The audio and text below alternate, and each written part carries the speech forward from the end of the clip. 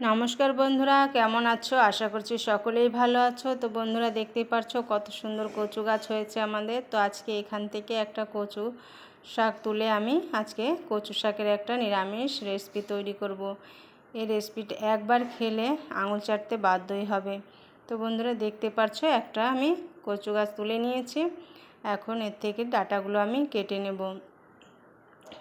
তো বন্ধুরা, ভিডিওটা স্কিপ না করে পুরো ভিডিওটা দেখার অনুরোধ রইল। আশা করছি তোমাদের সকলেরই ভালো লাগবে, আর ভালো লাগলে একটা লাইক শেয়ার অবশ্যই করো। তো বন্ধুরা, আমি কচুর গাছটা ভালোভাবে কেটে নিয়েছি। এখন এই কচুর ডাঁটাটা আমি কাটার আগেই ধুয়ে নেব। তো কাটার আগে এই জন্যই ধোবো, কেননা কাটার পরে ধুলে এর ভিতরে জল ঢুকে যাবে। তো আমি সব কচু ডাঁটাগুলো নিয়ে জল দিয়ে ভালোভাবে ধুয়ে পরিষ্কার করে নেব। তো যেসব বন্ধুরা আমার চ্যানেলে নতুন আছো, অবশ্যই আমার চ্যানেলটিকে সাবস্ক্রাইব করে আমার পাশে থাকবেন। আর যেসব বন্ধুরা আগে থেকে সাবস্ক্রাইব করে রেখেছো তাদের অসংখ্য ধন্যবাদ আমার পাশে থাকার জন্য। তো বন্ধুরা, দেখতেই পারছো হাত দিয়ে আমি ভালোভাবে কচুর ডাঁটাগুলো ধুয়ে নিচ্ছি। তো এইভাবেই সব কচুর ডাঁটাগুলো ধুয়ে আমি পরিষ্কার করে নেব। আর আজকের এই রেসিপিটা আমি তৈরি করব ছোলার ডাল দিয়ে। তো ছোলার ডাল দিয়ে একবার এইভাবে কচুর শাক রান্না করে খেয়ে দেখবেন বন্ধুরা, দারুণ লাগে খেতে। আর গরম ভাতের সঙ্গে যদি হয় তাহলে এ দিয়েই এক থালা ভাত খাওয়া হয়ে যায়। তো বন্ধুরা, আমার সম্পূর্ণ কচুটা ধোয়া হয়ে গেছে। এখন আমি কচুগুলো কেটে নেব। তো প্রথমে আমি কচু শাকের আঁশটা ছাড়িয়ে নেব। তো এইভাবে আমি দেখতে পারছো কচু শাকের আঁশটা আমি ছাড়িয়ে নিচ্ছি। তো এইভাবে আঁশ ছাড়িয়ে আমি কচু শাকগুলো সব কেটে নেব। তো বন্ধুরা, নিরামিষ কচু শাক যে এত সুন্দর লাগে, একবার না বানিয়ে খেলে বুঝতেই পারবেন না। তো বাড়িতে অবশ্যই একবার হলেও ট্রাই করে দেখো, এভাবে দারুণ লাগে খেতে। তো কচু শাকের আঁশটা আমার ছাড়ানো হয়ে গেছে। এখন আমি কচু শাকটা কেটে নিচ্ছি। তো দেখতে পারছো আমি এইভাবে কচু শাকগুলো কেটে নিচ্ছি।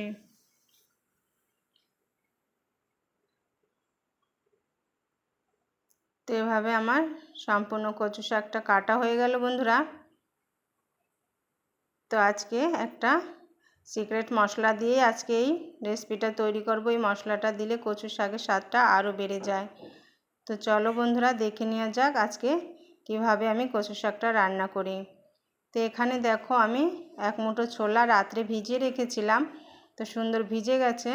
তো আপনাদের কাছে টাইম না থাকলে একটু গরম জলে করে ভিজিয়ে দেবেন, খুব সহজেই ছোলাগুলো ভিজে যাবে। তো এখন আমি কচু শাকটা সেদ্ধ করে নেব। সেই জন্য গ্যাস অন করে গ্যাসে একটা কড়াই বসিয়ে দিয়েছি। আর কড়াইতে দিয়ে দিচ্ছি একটু জল।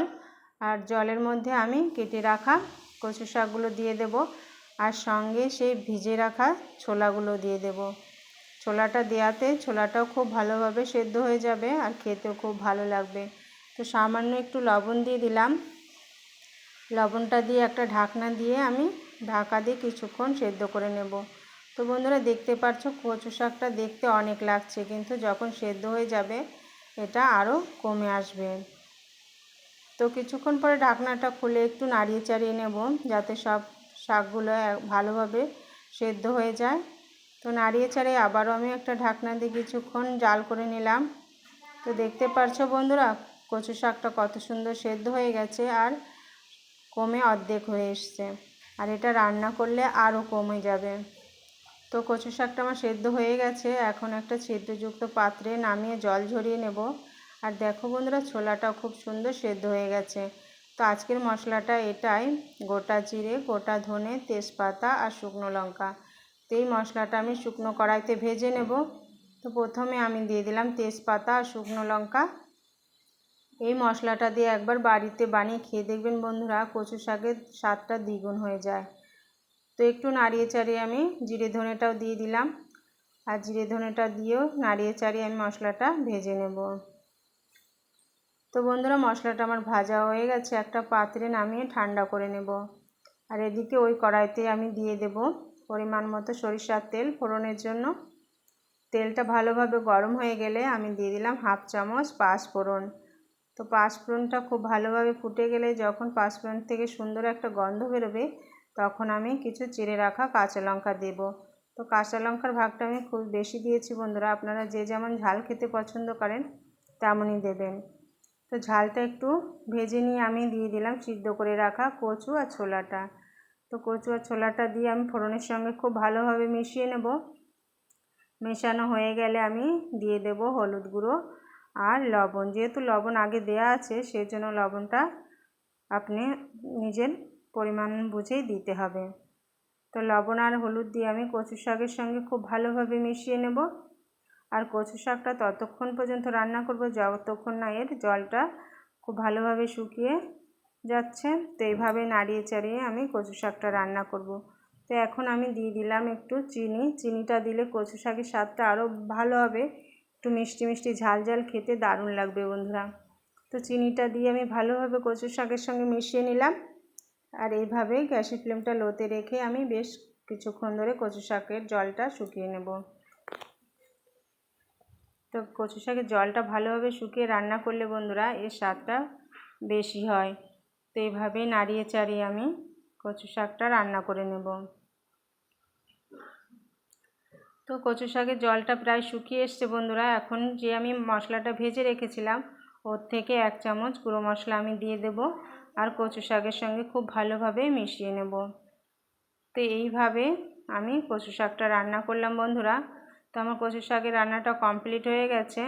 তো কেমন হয়েছে কমেন্টে অবশ্যই জানিও ছোলা দিয়ে কচু শাকের এই রেসিপিটা। আর ভালো লাগলে অবশ্যই একটা লাইক শেয়ার করো। আর তোমরাও একবার অবশ্যই বাড়িতে এভাবে কচু শাক রান্না করে খেয়ে দেখো বন্ধুরা।